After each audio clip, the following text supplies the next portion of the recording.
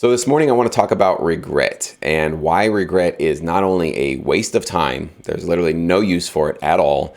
Not only that, it's actually harmful for you and it can tear you down and pull you down to places you don't want to be and take you off the path of profits and success and all the good things that you want for yourself in your future.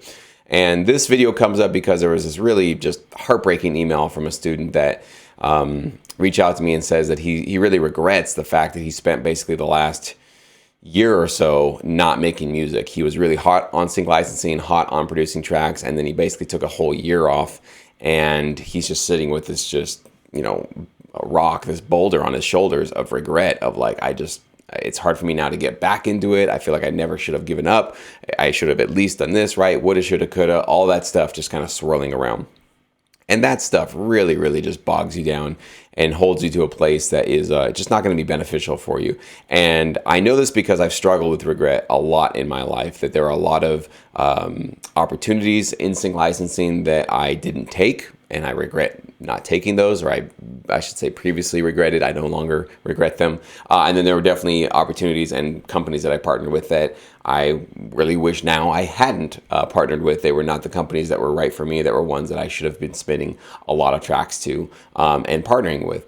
But regret is basically shame, right? It's basically like flogging yourself for the choices that you made, okay? And when we put regret on it, when we feel this regret for it, we're basically making the judgment that those choices we made in our past to maybe not produce music for a long time, or for me, partnering with the companies that just weren't the best, or not taking a stab at some opportunities that I maybe could have done well at, we're basically assuming that that was the wrong decision. That was the wrong thing to do. We shouldn't have done that, right? But how do we really know that that's the case? Because a lot of times in life, if you guys have noticed, you can get fired from a job because you didn't do something you were supposed to do for your job, or you quit or whatever. And it seems really scary in the moment. And you might have a little bit of regret in the very short term of like, man, I really wish I hadn't done that because now I'm really in this kind of tricky position. But as time goes on, most of the time you can look back on those situations and realize, you know what? That was actually a blessing in disguise. The fact that I got fired from that job, the fact that I was no longer doing that, the fact that I didn't do this, didn't do that, it taught me something. It opened up a door for a new opportunity. Whatever it is, there usually is a big lesson that we can learn and something that we can gain from it. And if we're not seeing that, we need to look harder, because usually there is something really awesome we can find from every challenging situation, even missed opportunities or things that we wish we hadn't have done. So the way that I'm starting to see everything, trying to look back on my life, is that if I made a choice that previously I would have regretted and thought, that's something I wish I wouldn't have done. Rather than doing that, I'm starting to think about it in terms of that was just a part of my journey.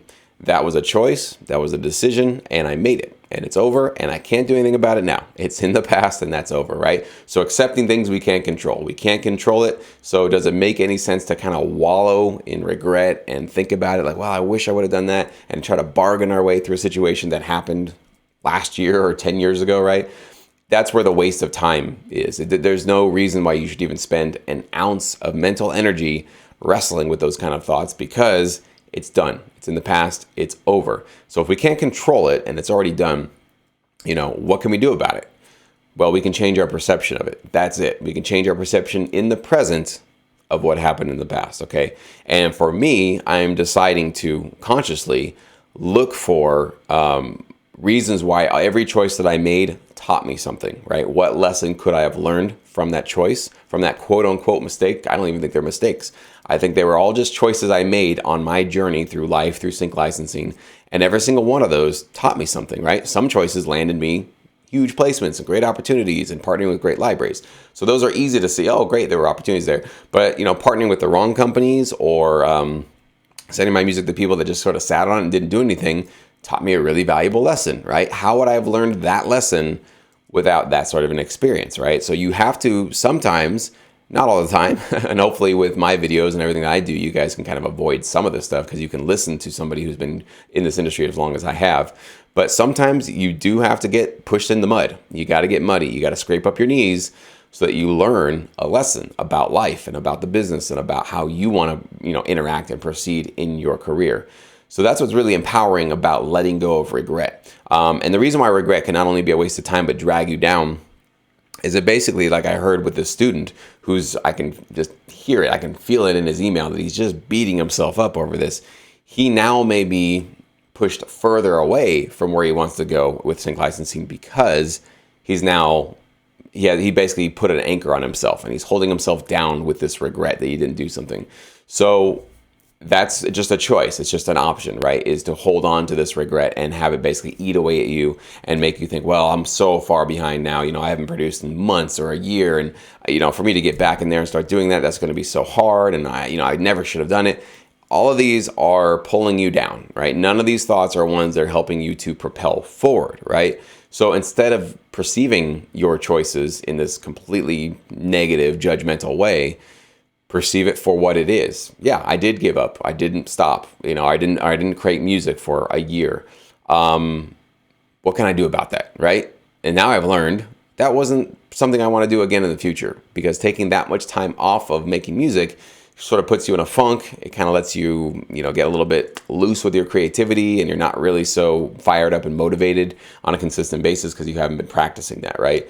So thinking about that in a sort of non-judgmental way and just accepting that that's what it is. It's in the past and it was a part of my journey. And now I've learned taking a long time off of making music isn't something that's for me. Now I've sort of done the experiment. That's another way you can think about it, is now I've done the experiment. I've tested myself and I realized that way is just not the way to go about it. Maybe I should try something else, even if it's just once a week, opening up my DAW, or maybe leaving my DAW program open on my computer so there's even less friction between me and creating music. I could create templates in the days that I don't feel like making music. I could just go find some great sounds, load them up into a session, save it, and so when I do feel some creative spark, it's all right there for me. I don't have to go searching through the digital crates, to find all my work and to get completely bogged down in all this stuff, right? So taking productive actions and remembering that it's all a journey. Everything is a part of your journey. There is no horrible negative decisions. There's no great, awesome, beautiful decisions. There are just decisions and choices. And yes, every single decision and choice has consequences. So just start to accept them for what they are and try to get out of the regret mode and get into the empowering mode, and just accepting that that's just your journey and you're here to keep learning. And guess what? That never stops. So this year, even though you might be fired up and excited, you're going to make mistakes. You're going to screw up a couple of things. You're going to do things that you're not exactly happy or proud or, wish that you hadn't have done. So this is going to be just a lifelong skill that's going to come up, and a lifelong issue that's going to always just, crawl across your path every single year, pretty much all the time. So it's really good to start to learn how to get more empowered with these kind of things and not let this stuff drag you down. Because as creatives, as people that, we rely on our creativity and our productivity on a pretty much daily basis to feed ourselves, we can't afford regret. Regret is too expensive for us to hold on to and to dwell on. So I hope you guys moving into the new year can learn some techniques and skills for how to let that stuff go. Before I go, this is the last time I will hound you guys about it. This is the last warning as well. My fees are going up for my services starting January 1st, okay? So the green prices are the ones that you can get right now. So if you want to sign up with Sync Edge, it's $24.99. Sync Academy is $19.99. Those are those solo, if you sign up for them by themselves, prices. If you bundle them over here, it's $29.99. If you wait until January 1st, those prices in the black are going to be the ones that you have to sign up under, and that will be locked in for as long as you keep your subscription, okay? So I want to give you one last chance that you basically have, a little less than 24 hours here. If you wanted to sign up, if you wanted to join our awesome productive community, if you wanted to get your 2021 start off with a bang and with a lot of support and obviously a lot of education and insights for how to really do well in this business, not to mention our Sync Psych stuff that we do in Sync Academy right here, that is basically tied into kind of the stuff I was talking about today in terms of the psychology of success and doing well with your music. It's not just about learning how to mix and master and master a EQ compressor and a compressor plugin, right? There also are a lot of psychological issues that go on, as you probably are very, very well aware, when you feel fear and defeat and doubt and all that kind of stuff in your career. So this is a great time to get prepared for that kind of stuff, because you probably already are struggling with it. And guess what? It will always come back. This is life. This is sync licensing. It's always going to be a challenge. It's always going to be something that you're going to have some struggles and some obstacles. So it's really, really valuable and important, I think, to get yourself educated and prepared for that stuff so that when it comes, it doesn't wash you all the way over and like put you underwater, but instead you feel like you at least got a boat underneath you. And so when those big waves come, you're at least above water. You're still going to feel the ride, right? You're still going to get pushed around a little bit, but you'll have some sort of coping skills to make sure that it doesn't push you all the way out and make you sort of give up on your career, on your goals and your sink licensing